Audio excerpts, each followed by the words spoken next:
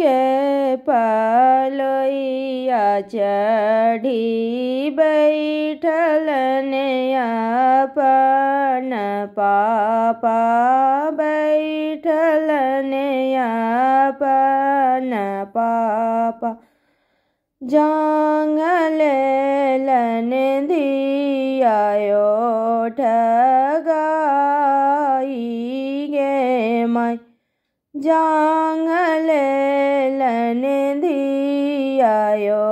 ठगाई गे माय काहे पापा नैना ढारेलो गे माय से काहे पापा नैना ढारेलो गे माय सारी संपत बेटी तोहरो के दे लियो अरे तोहरो के दे लियो से मुख न बोलत दामाद गे माय से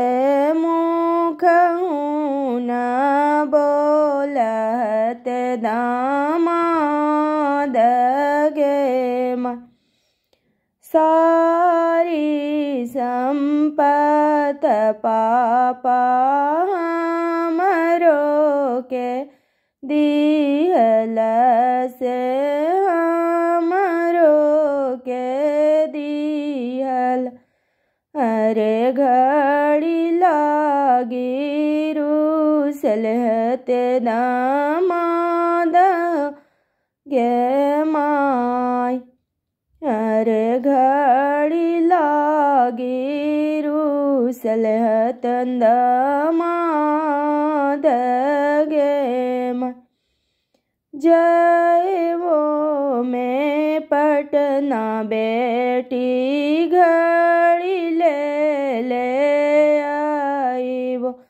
अरे घड़ी ले आई वो से देवई अनजानो दुल्हा के हाथ गे माय से देवई अनजानो दुल्हा के हाथ गे माय जबरे अनजानो दुल्हा घड़ी चमा कावलन अरे घड़ी चमा कावल से झुकी झुकी कलन पर नाम गे माय से झुकी झुकी कलन पर नाम गे माय अम्मा के